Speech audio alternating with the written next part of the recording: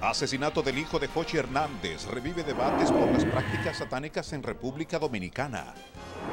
Y comenzaremos a negociar un acuerdo con el Fondo Monetario Internacional. El gobierno de Danilo Medina toma lápiz y papel para anotar las recetas del FMI.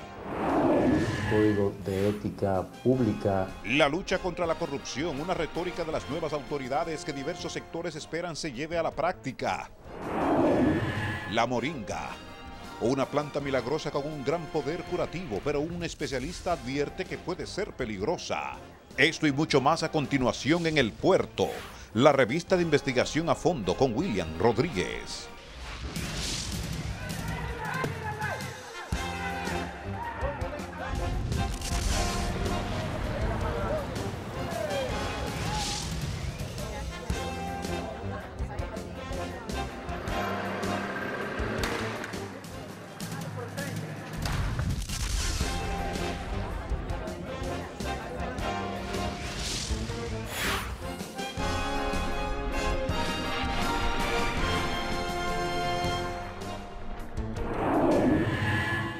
Saludos, gracias por estar con nosotros en El Puerto, la revista de investigación a fondo.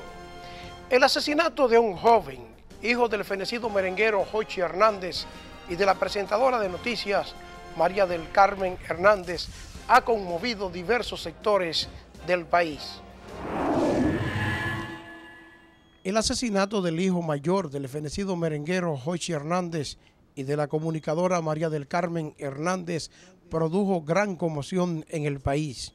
José Carlos Hernández, de 23 años, recibió 27 puñaladas. El hecho ocurrió frente a la discoteca Gustavo Lightbub de la urbanización Fernández en la avenida Winston Churchill, esquina José Amado Soler, donde se realizaba un concierto de rock pesado o heavy metal. El referido centro de diversión queda al lado de un destacamento policial que funciona en un furgón.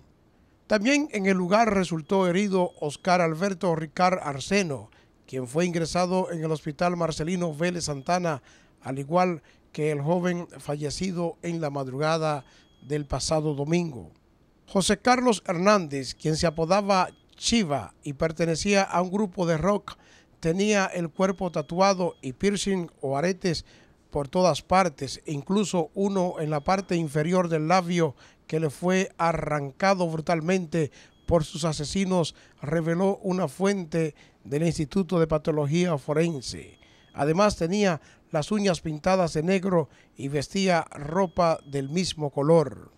En principio se había informado que habían matado a José Carlos porque lo confundieron con otro que había violado una joven, versión que fue descartada por los parientes del fenecido.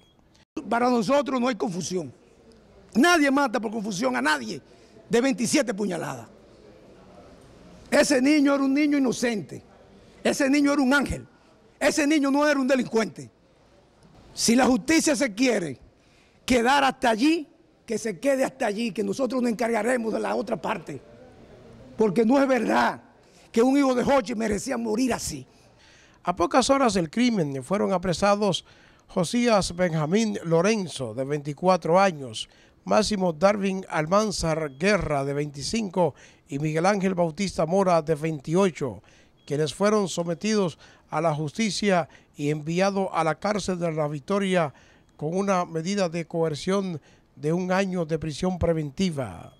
La teoría desde la Fiscalía le demostró el planteamiento que ellos tenían en el sentido de que ellos pedían de que no se le pusiera la medida y ciertamente el Ministerio Público demostró que tenía elementos de prueba suficientes para los fines de la medida. O sea que continúa la investigación. Más tarde se entregaron 2 de los buscados por el crimen, quienes también fueron enviados a prisión, e incluso el juez José Alejandro Vargas afirmó que si hubiese existido la pena de muerte en el país, se le hubiese dictado a los imputados, de quienes dijo se apandillan para atacar a víctimas muchas veces inocentes. Presentado, se determinó que no estaba armado. ya el grado de apelación, eso será debidamente ponderado. Incluso entendemos que la medida de coerción de 1 año es excesiva. Según el juez que conoció la medida de coerción, esos jóvenes representan un mal ejemplo para la sociedad y dice que darles libertad o una pena mínima, como pedían sus abogados, sería irrespetar la ley. Que busquen los culpables, los verdaderos culpables. Ellos quieren justicia, que busquen los culpables. Eso será debidamente ponderado. Incluso entendemos que la medida de coerción de 1 año es excesiva, porque no se trata de un caso complejo. Los parientes del joven asesinado se presentaron al Palacio de Justicia para exigir castigo para los culpables y advirtieron que todos los implicados representan un gran peligro para la población. Bueno, esa fue la decisión del juez que nosotros respetamos. Nosotros respetamos la decisión que tomó el juez. Por la forma del crimen y por la práctica de los acusados, algunos consideran que se trata de un hecho satánico. De cosas extrañas, desde lo que es heavy metal, que sabemos que existen muchas de esas setas por ahí, como también lo que son esos jóvenes que andan por ahí de manera arbitraria, sembrando la cultura de las muertes. A uno le duele porque lo que uno quiere ver a estos jóvenes es siendo útil a la sociedad dominicana, útil. De su lado, los parientes del joven defendieron sus ideales y resaltan su pasión por el rock. Tienen que sentir lo que causaron, tanto sufrimiento, tanto dolor, tanta crueldad. Este caso llama a la reflexión e invita a los padres a tener cuidado con las actividades de sus hijos. Pasamos a otro tema. El mismo presidente de la República, Danilo Medina, confirmó que su gobierno negociará un acuerdo con el Fondo Monetario Internacional. Anuncio que ha sido respaldado por algunos, pero tomado con preocupación por otros que temen ser afectados por las recetas del FMI. El Fondo Monetario Internacional y las autoridades dominicanas comenzarán en los próximos días a intercambiar impresiones para la firma de un acuerdo. Así lo informó el presidente Danilo Medina. Creo que la próxima semana llega la primera misión del fondo. Cuando yo fui a Bávaro, lo acordé con los funcionarios del fondo que estaban aquí, que llegaran en la primera semana de septiembre. Creo que llegan este fin de semana o el lunes a más tardar. Aunque aclaró que todavía no se tiene bien definido qué tipo de acuerdo podría hacer el gobierno con el FMI. Y comenzaremos a negociar un acuerdo con el Fondo Monetario Internacional que, en la medida de que se profundicen las informaciones, la que ellos tienen y la que nosotros tenemos, hagamos los intercambios, entonces se decidirá qué tipo de acuerdo vamos a hacer. Este anuncio fue saludado por sectores allegados al gobierno, quienes lo ven como un punto positivo para la estabilidad de la economía. Lo que procede es negociar los términos de ese acuerdo, el alcance, el tipo, en función de la situación que vive económica que vive la República Dominicana y nuestra economía. Nosotros entendemos que procede el inicio y que es oportuno el inicio de una discusión de un acuerdo con el fondo. Y es bueno que se produzca ahora porque entonces podría ser considerado los términos de ese acuerdo dentro de lo que será el presupuesto del año 2013. Más que todo debe verse como una intención sana de que República Dominicana es un país que ha cumplido en los gobiernos anteriores, el compañero Leonel Fernández, con todas y cada una de las firmas que ha tenido que ejecutarse, y el hecho de que vengan de nuevo a invitación del gobierno o a reclamo de ellos es una medida, es una forma de que se sienten comprometidos con seguir trabajando mano a mano con el gobierno del PLD.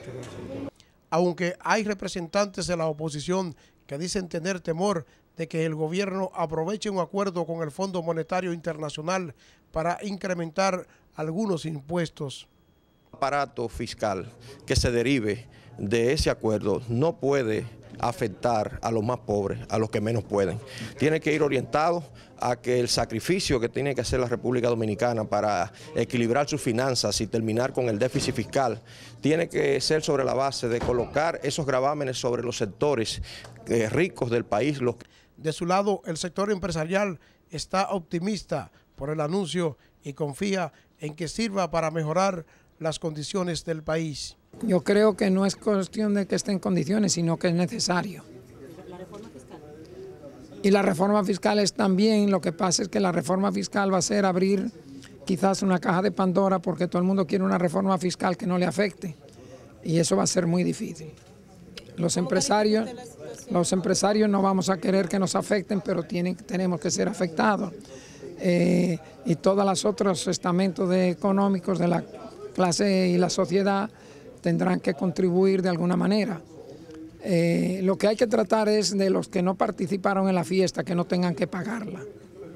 Aunque algunos insisten en que todo cuanto se haga debe ser en base a un consenso de los diversos sectores. En breve, las incógnitas por la lucha en contra de la corrupción del nuevo gobierno.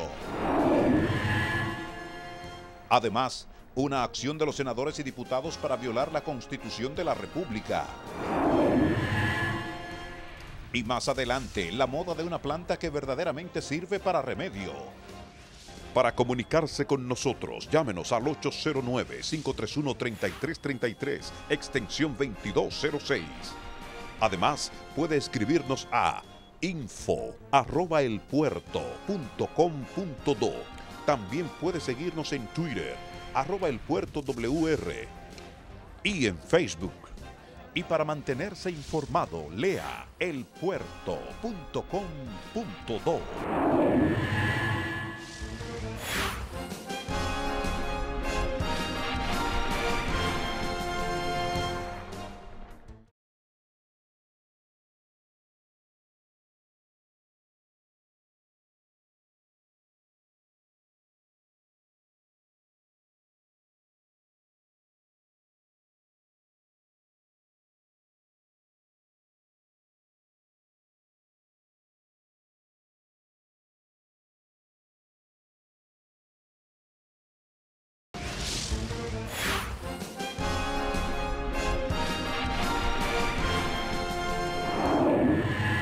Gracias por estar con nosotros en El Puerto, la revista de investigación a fondo.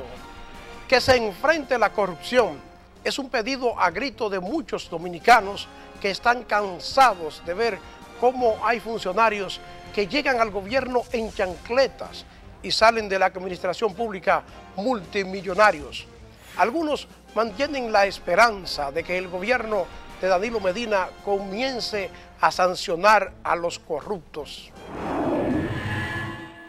La primera muestra de lucha contra la corrupción que presentó el gobierno de Danilo Medina fue el envío de prisión del exdirector de prisiones Mario Acosta, acusado de recibir dinero de un acusado de lavado de activos proveniente del narcotráfico. Bueno, porque ahí se ve que la justicia aplica para todo, no simplemente para la clase social baja, sino para los que están en la alta élite de la sociedad. Además de esto, está la creación del nuevo órgano que dirige Marino Vinicio Castillo, quien promete que con el poder que le han dado meterá en cintura a los funcionarios que se compruebe han cometido actos ilícitos en la administración de los recursos del Estado. ¿Cuál es la otra novedad? Que la dirección puede actuar de oficio cuando por algún rumor más o menos fundado surgan sombras sobre determinadas operaciones de la administración. Aunque en la población hay quienes tienen dudas de que Vincho Castillo enfrente a los altos dirigentes del Partido de la Liberación Dominicana que son funcionarios del actual gobierno. Eso va a depender, porque siempre se juegan conflictos de interés. Si son de su partido va a ser difícil. Va a ser más difícil que el de otro. Pero además hay quienes tienen dudas en algunos funcionarios del actual gobierno que ya enfrentaron en el pasado procesos por actos de corrupción, como son a Ivanhoe N.G. Cortiñas y Simón Lizardo, quienes fueron procesados por el caso Peme. Me parece que no, porque ya el proceso de ellos fue clarificado y fue explicado a nivel de justicia, y realmente si ya tienen ese lapso de tiempo fuera y ejerciendo sus funciones como funcionarios actuales, no creo que eso le pueda generar inconveniente a ellos. Qué bien así.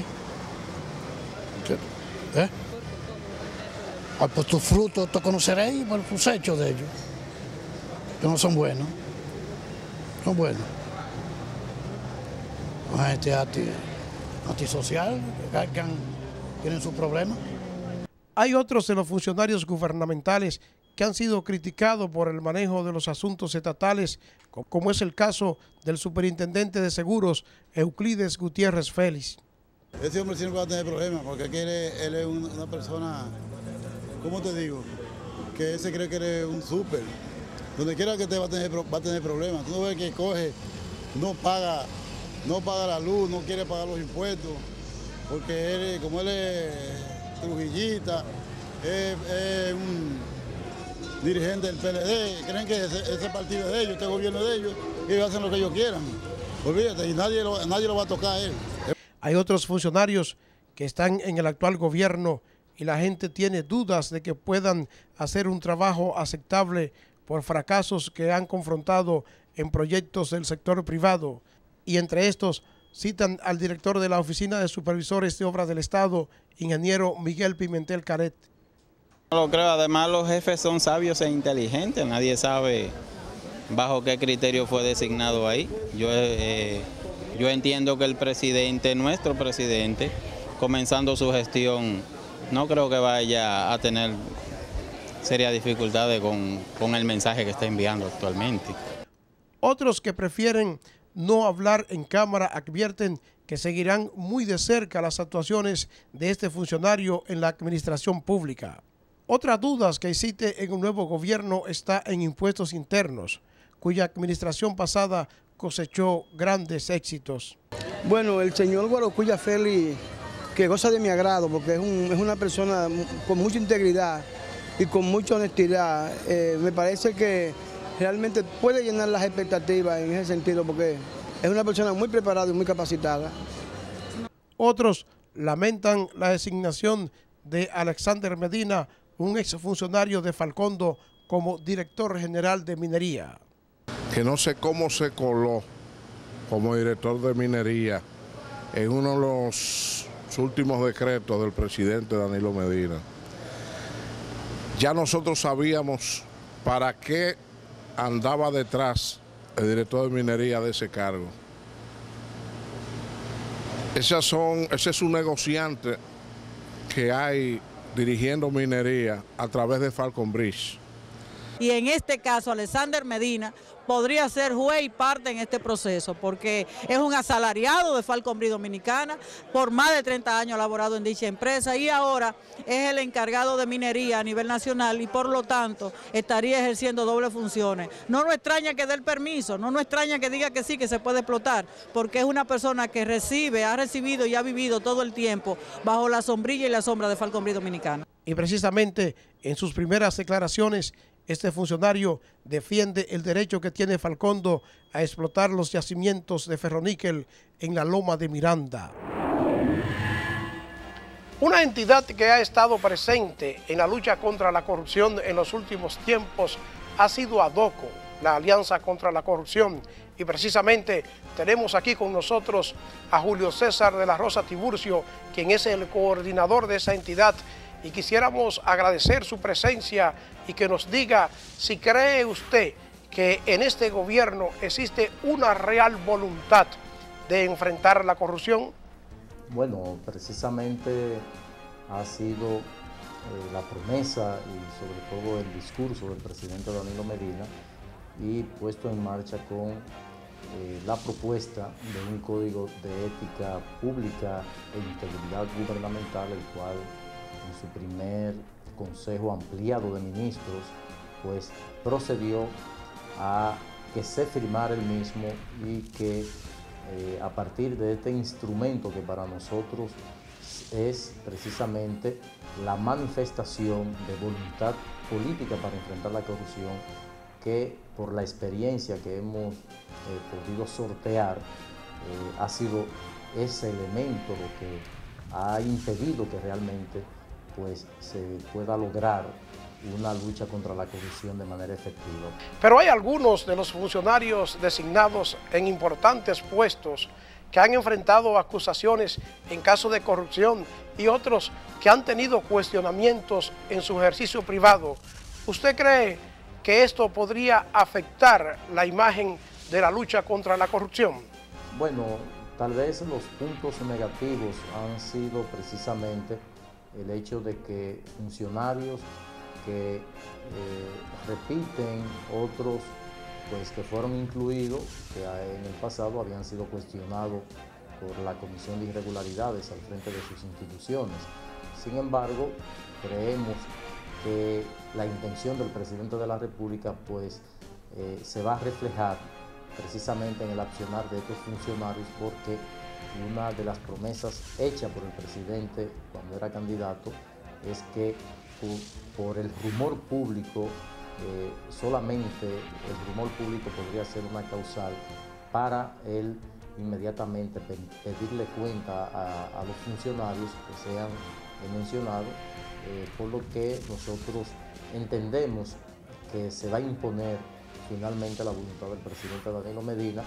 Y respecto a la inclusión en el gabinete de funcionarios que en su vida privada pues han sido objeto de sometimiento a la acción de la justicia, evidentemente que se trata de un accionar de su vida privada que en cualquier otra sociedad pues sería un impedimento para ocupar cargos públicos. Sin embargo, no es un impedimento para el presidente de la República designarlo.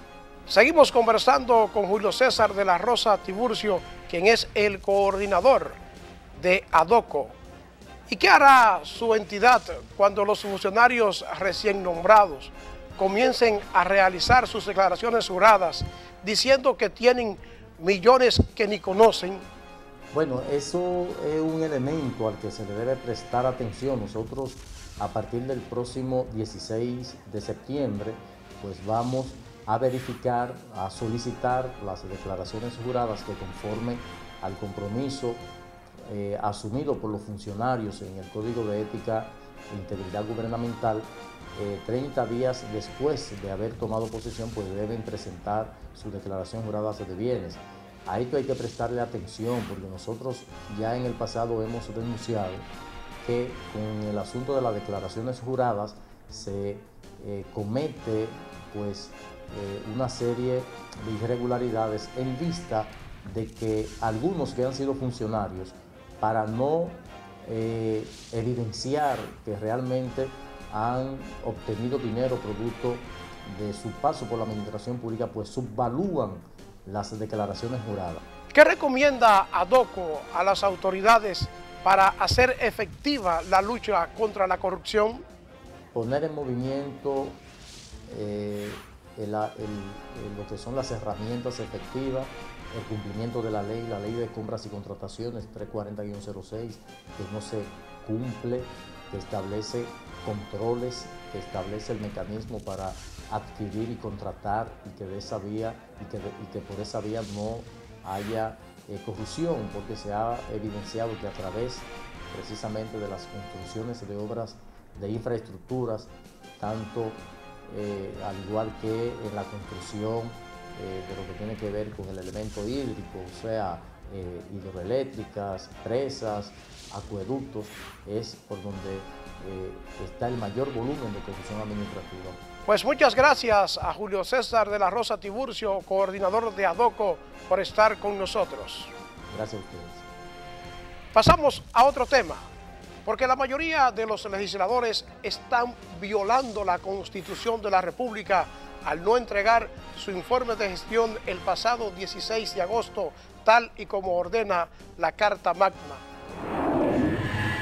Solo unos 10 diputados cumplieron con la entrega del informe en la fecha que ordena la ley. El resto trata de justificar el atraso con el que violan el artículo 92 de la Constitución, que señala que los legisladores deberán rendir cada año un informe de gestión a más tardar el 16 de agosto. Nosotros dependemos también de otros departamentos. Por ejemplo, el departamento de comisión debe entregarnos la rendición de cuentas de cada uno de los presidentes, así que es una cadena. Yo recibí ya la de obras públicas, pero no tengo la de energía y la de las TIC, y por ende, al no recibir a tiempo y esa rendición, pues también retrasa lo de nosotros, además de los trabajos que nosotros tenemos día a día. Es decir, el caso nuestro lo estamos preparando.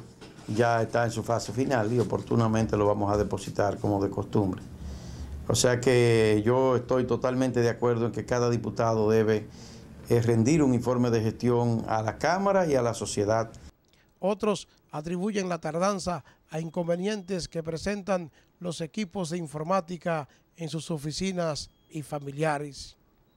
Me falta ya seleccionar algunas fotos que están de más para darlo a conocer. Yo pienso que en una semana ya está listo. Pero tengo problemas con la computadora que no está obsoleta. Hemos estado trabajando en la memoria, pero resulta y viene a ser, fíjese, mi computadora está dañada. Ahora estoy solicitando una computadora para que sea reemplazada a esa. Y además, para poder rendir un informe acabado, que se fundamente en la realidad, tú tienes que tomar tiempo para poder buscar la documentación y buscar todos los datos de las personas que reciben las ayudas. Entre los 10 que entregaron su informe están el presidente y vicepresidente de la Cámara Baja, Abel Martínez y Lucía Medina. Además figuran Juan Julio Campos y Cristian Paredes, entre otros. Realicé en el Club Central de las Matas de Farfán, de mi provincia, mi rendición de cuentas, o no rendición de cuentas, sino informe de gestión que contempla el artículo 92. Cada diputado recibe un salario de 175,000 pesos mensuales, a lo que se adicionan otros 35,000 pesos por gasto de representación y 45,000 de dieta. Además, 45,000 de viáticos por acudir a sesiones y reuniones de comisiones y otros 50,000 para asistencia social. El presidente de la Cámara Baja dice esperar que en los próximos días los legisladores cumplan con la entrega del documento.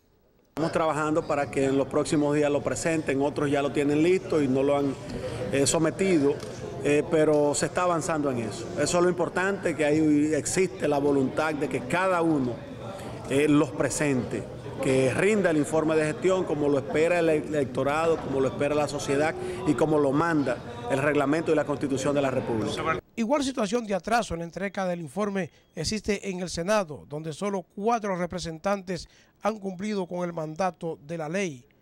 Y en la población hay quienes se preguntan cuál será la sanción por la violación a la Constitución que están haciendo esos legisladores. En breve, advierten tranquilidad de una amplia familia está en manos de la Suprema Corte de Justicia. Y más adelante, la recomendación de un especialista sobre el consumo de la moringa. Para comunicarse con nosotros, llámenos al 809-531-3333, extensión 2206. Además, puede escribirnos a info@elpuerto.com.do. También puede seguirnos en Twitter, @elpuertowr, y en Facebook. Y para mantenerse informado, lea elpuerto.com.do.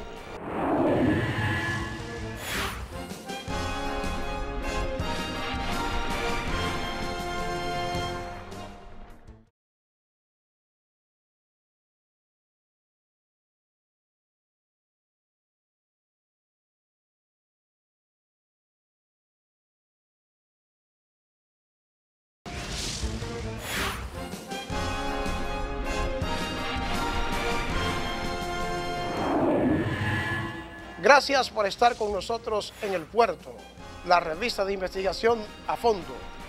Los 7 hermanos, hijos del fenecido empresario de Puerto Plata, Isidro García, que esperan el fallo de la Suprema Corte de Justicia, en donde se decidirá el futuro de los bienes dejados por el rico hombre de negocios que falleció hace más de 5 años, dicen estar ansioso por este veredicto. Que el fallo de la Suprema Corte de Justicia ponga fin al calvario que le ha tocado vivir a los 7 llamados hijos de la calle de don Isidro García es el anhelo que tienen los demandantes de la parte que le corresponde de los bienes dejados por su padre. Ellos creen que el fallo del alto tribunal podría unificar a la familia porque puede llevar conciencia a los llamados hijos del matrimonio y a la viuda del empresario puertoplateño, quienes se niegan a reconocer el derecho de los otros 7 hijos de don Isidro a heredar parte del gran capital que tenía el hombre de negocios. Aunque la sentencia que se espera emita la Suprema Corte de Justicia al final de este mes es la primera de las 7 demandas, ellos esperan que se imponga un precedente y permita agilizar todos los casos que, según los demandantes, han tardado por la lentitud de la justicia de Puerto Plata, donde según ellos los jueces rehusaron conocer el caso por el gran poder económico que tienen quienes se han quedado con la riqueza dejada por Isidro García. Aunque viven en diferentes ciudades, 1 en Puerto Plata, 2 en Estados Unidos y 4 en Santo Domingo, los 7 hermanos se mantienen en comunicación constante y se han unificado en este caso, tratando de lograr cada uno la parte que le corresponde por ser hijo del fenecido rico empresario que dejó varios hoteles en Puerto Plata y una gran cantidad de dinero en bancos e inversiones en otros tipos de negocios. Ellos dicen todavía no entender el porqué de la negativa de sus hermanos de reconocer el derecho que tienen a heredar parte de los bienes de su progenitor. Recuerdan que fue el propio Isidro García quien encargó a una de sus hijas de matrimonio que si él moría, que buscara a cada uno de ellos para que le entregara lo que le correspondía. Y aunque Rosa María García cumplió con la promesa y buscó a sus hermanos tras comprobar mediante ADN de que todos eran hijos de don Isidro, trató de engañarlos, solo entregándoles $200,000 a cada uno, por lo que todos acordaron llevar el caso a los tribunales para que se le entregue el monto que realmente le corresponde. Seguiremos este caso para ver en qué para esta herencia millonaria. Pasamos a otro tema, porque ahora llega aquí Salvador Batista y nos invita a un recorrido por la belleza de las terrenas en la provincia de Samaná. Saludos, bienvenido a este Recorriendo con Salvador. En esta ocasión me encuentro en Las Terrenas y vamos a conocer este pequeño pueblo lleno de pescadores. Justamente queda al noroeste del país y sus paisajes y playas es la mejor promoción que tiene para atraer turistas. Si visitas Las Terrenas te sentirás atraído por la gastronomía, donde los pescados y mariscos concentran la mayor atención en cada mesa de los restaurantes grandes, pequeños y medianos que existen en este pueblo. Cuando llegas te desconectas de periódicos, televisión, celulares y demás cosas, gracias a que tus ojos y tu mente solo se concentran en contemplar y disfrutar de sus paisajes, de la alegría de su gente y sobre todo de sus playas. En el trayecto podrás observar kilómetros de costas protegidas rodeadas por altas palmeras y un paisaje fascinante de barcos de pescas de múltiples colores. Aparte de sus playas, Las Terrenas también tiene mucha artesanía, la cual vamos a conocer ahora y a muy buenos precios.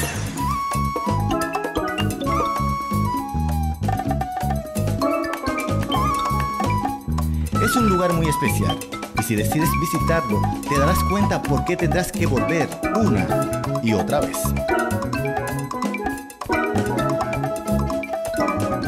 De esta forma concluimos este recorrido por el día de hoy y recuerden de seguirme a través de las redes sociales y no se olviden, dentro o fuera del país, de Recorriendo con Salvador. Hasta la próxima. En breve, el bien y el mal de la moringa, analizado por un especialista. Para comunicarse con nosotros, llámenos al 809-531-3333, extensión 2206. Además, puede escribirnos a info@elpuerto.com.do. También puede seguirnos en Twitter, @elpuertowr, y en Facebook. Y para mantenerse informado, lea elpuerto.com.do.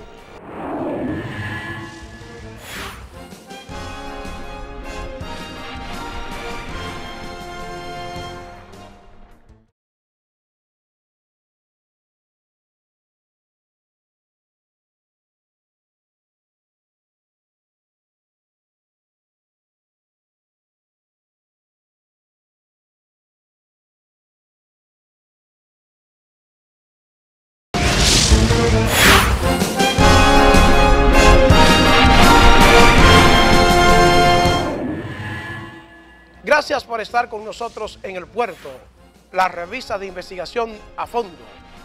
Estamos en la era de la moringa, una planta con un gran poder curativo que por años se ha utilizado en el mundo, pero que aquí ha tomado una fama extraordinaria en los últimos días. Y aunque los especialistas reconocen la bondad de este producto, advierten que se debe consumir con cuidado. Siledis Aquino conversó con un médico que se ha especializado en moringa y nos ofrece más detalles. Libertad, palo de aceite y aceitillo son algunos de los nombres con los que se conoce la moringa, una planta que se viene estudiando desde hace más de 50 años y de la que existen 3 especies diferentes, siendo la más destacada la moringa oleifera. Moringa debe tener las mismas precauciones que tiene cualquier producto de medicina, porque en realidad, al fin y al cabo, ella ejerce el papel de un medicamento. Es un árbol originario del norte de la India y el que, tras las recomendaciones de Fidel Castro, expresidente de la vecina isla de Cuba, ha desatado un boom en República Dominicana. Ha explotado ahora en el país, ya hace tiempo que esa planta se está investigando, hace más de 50 años que se está investigando esa planta, y ahora me encuentro que yo iba a mencionar el aceite de palo, ahora me dicen los viejos que realmente ellos la traían de esa semilla, o sea que aquí se está usando no de ahora, hace tiempo que se lo estaban utilizando. Pero la pregunta que deberíamos hacernos, ¿es realmente tan poderosa esta planta? Ya que se ha desatado una serie de conjeturas en torno a esta mata. Yo uso una ramita como ensalada, diaria, hago con mi aderezo así de la hoja, porque al fin y al cabo la hoja es la que tiene más seguridad en los estudios que se han investigado. El médico naturista y pediatra del Centro de Vida Sana, el Centro Médico Vista del Jardín, Reinaldo Reyes, Rey, es un amplio conocedor de la planta, por lo que asegura que la moringa realmente tiene múltiples usos. Las hojas es la parte más inocua de la planta, porque se ha usado por muchísimos años para combatir la hambruna en los países pobres. Lo que pasa es que la gente la quiere usar de manera indiscriminada en cuanto a cantidad, porque piensan que moringa es inofensiva, pero tiene sus efectos porque tienen elementos químicos en sus hojas. Vitaminas A, C e hierro forman parte de los nutrientes que posee el palo de aceite. La semilla también tiene sus propiedades, incluso tiene un aceite, contiene cantidad del ácido oleico, que es ese ácido oleico es el mismo que tiene el aceite de oliva y al cual se le indica sus propiedades anticancerígenas del aceite de oliva. Según se ha comprobado, moringa es un excelente antioxidante, lo que la hace efectiva para combatir el cáncer. Además, es un protector de la membrana, combate la Salmonella typhi, la diarrea, Helicobacter pylori, controla la grasa, reduce los niveles de presión y de azúcar en sangre. De manera que el mismo Instituto Nacional del Cáncer de los Estados Unidos hace sus investigaciones y, por ejemplo, ellos señalan de que 2 sustancias, como son los isotiazanatos y los glucosinalatos, son anticancerígenos. Por ejemplo, anticancerígeno para cáncer de seno, cáncer de próstata, cáncer de laringe, cáncer de pulmón. La moringa contiene eso, lo tiene, de que realmente tiene poder anticancerígeno, ella realmente lo tiene. Pero como todo medicamento, Libertad también tiene su pro y su contra, que como podría favorecer puede perjudicar. Y conozco de casos de personas que se han intoxicado porque sencillamente llegaron a su casa, hicieron una buena cantidad de la planta, al otro día volvieron a tomar una buena cantidad y han parado a ser ingresados en un hospital. Y contrario a lo que han opinado algunos, este experto en medicina natural niega que la planta dañe el hígado, como algunos se han atrevido a decir, sino que por el contrario es un protector de este. Está comprobado que tiene un tremendo poder de bajar el azúcar del cuerpo. Eso es así, y de que tiene un gran poder de también de incluso disminuir la presión arterial. Y hay casos de fuentes bien confiables de que hay personas que se están controlando los niveles de azúcar a través de ellas. Ahora, ¿qué ocurre? Es la dosis. Hay dosis, incluso he oído de personas que han tenido daño por causa de una sobredosis de la moringa. Al presentar algunas de las bases científicas que tiene para hablar con toda propiedad del aceitillo, Rey Reyes sostiene que algunas opiniones en torno a la moringa no han sido bien documentadas. Estoy remitiendo a que busquen la página, por ejemplo, del Hospital Johns Hopkins sobre el estudio de la moringa y el Centro Médico el Sloan Kettering de la ciudad de Nueva York. No es negocio para un laboratorio investigar la moringa con esos fines. ¿Por qué razón? Porque usted tiene la moringa en el patio de su casa. En países como África y otros, donde hay altos niveles de hambruna y desnutrición, la moringa ha sido utilizada para combatir el hambre. Lo que pasa es que la gente la quiere usar de manera indiscriminada en cuanto a cantidad, porque piensan que moringa es inofensiva, pero tiene sus efectos porque tienen elementos químicos en sus hojas. Y conozco de casos de personas que se han intoxicado porque sencillamente llegaron a su casa, hicieron una buena cantidad de la planta, al otro día volvieron a tomar una buena cantidad y han parado a ser ingresados en un hospital. Pareciera ser que el palo de aceite es milagroso y lo cura todo, como han bromeado algunos, ya que la moringa se ha convertido en tema de conversación en distintos escenarios. Sin embargo, esta mal utilizada puede ser perjudicial para la salud. Algo muy importante que se debe tener en cuenta al momento de utilizar esta planta es que no se debe consumir en ayunas. A juicio del doctor Rey, las mujeres en edad fértil tampoco deben usar la moringa porque corren el riesgo de quedar estéril. No deben de tomar moringa porque puede perturbar los procesos que conllevan a la fertilidad en la mujer. Son de los daños que podrían suceder con la moringa.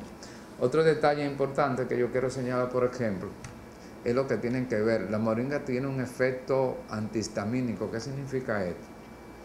Un paciente que sufre de rinitis alérgica o pacientes que tienen asma, que tienen un gran componente de tipo alérgico, por ejemplo, la dermatitis atópica, estos pacientes pues pueden tener gran mejoría porque se ha comprobado que la moringa bloquea la histamina, que es la sustancia que liberan las células llamadas mastocitos, para producir esos cuadros que produce la gente de alergia, problemas de la piel, comezón, problemas de tipo respiratorio. Otras de las precauciones que se deben tener con la moringa es al momento de comprarla, ya que existen otras plantas con las mismas características de esta, pero sin el mismo poder sanador y que son tóxicas, apunta Reyes. El palo de aceite se vende en las calles de República Dominicana sin ningún control por parte de las autoridades. En algunos países como Estados Unidos, el aceitillo se vende preparado en envase líquido, pastillas, infusión y más. Todas las partes de la moringa pueden ser utilizadas desde la raíz hasta sus flores, pero antes se debe consultar con el médico, debido a que si la persona padece alguna enfermedad, esta puede ser tóxica y también si se utiliza en exceso. El doctor Reyes también explica las diferentes formas de preparar Libertad. Cuando una persona tiene unos niveles de hierro adecuados y usted comienza a agregarle más hierro a eso. Por supuesto que cada uno tenemos una necesidad de hierro diario. Una pequeña cantidad de moringa no va a tener ningún efecto de repercusión dañina en una persona. Ahora, los pacientes falsémicos, por cierto, que se le puede pesquisar, ¿no? Analizar cómo anda los niveles de hierro, y si está bajo, la moringa podría ser una opción también para estos pacientes, incluso para la recurrencia de crisis en ellos, porque eso se demostró y salió en esa revista en el mes de abril y junio, que se publica esa revista africana. Pero cada cual, ¿no?, que se asociere bien con un médico, y si tiene un tipo de enfermedad, que se asociere con él cómo debe de utilizarlo. ¿Puedo utilizar, por ejemplo, una ramita? ¿En cuántas cucharadas? Una ramita. Yo uso una ramita como ensalada. Como ensalada diaria. Hago con mi aderezo así de la hoja, porque al fin y al cabo la hoja es la que tiene más seguridad en los estudios que se han investigado. La planta realmente es poderosa.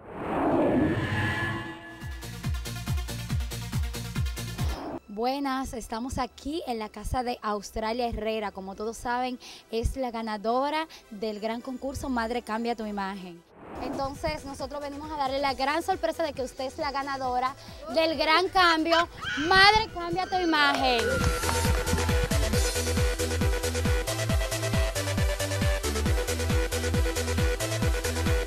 Bueno, para mí ha sido maravilloso, algo que realmente tenía la expectativa porque mi hija tenía mucha inquietud por ello y la necesidad de hacerlo me llevó a tener ciertas inquietudes y gracias a Dios que lo he logrado. Yo espero que todo va a salir bien, que te va a ver más bonita, te vas a sentir mejor y todo lo vamos a disfrutar todo el mundo entre familia y todo va a salir bien. Amén.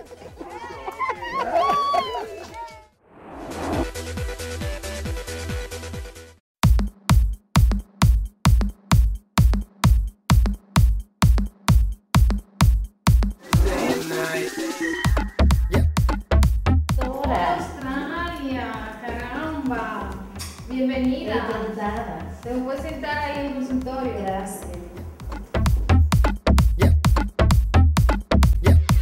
La paciente está yendo a hacer ejercicio, ha rebajado de peso y está motivada a tener un cambio a nivel de su cuerpo. Es una paciente candidata a hacerle una abdominoplastía y una liposucción para mejorar el contorno de su cuerpo y además un levantamiento mamario. Bueno, estamos aquí en el consultorio de la doctora Gladys Polanco dándole seguimiento a la señora Australia Herrera. Como todos saben, es la ganadora del concurso Madre Cambia Tu Imagen. Muy satisfactoria, la doctora me da confianza, la conocí, una doctora joven, llena de armonía, hicimos química y yo estoy segura de que todo va a salir bien. Y de esta forma llegamos al final del puerto, la revista de investigación A Fondo. Muchas gracias por estar con nosotros y les esperamos en la próxima entrega.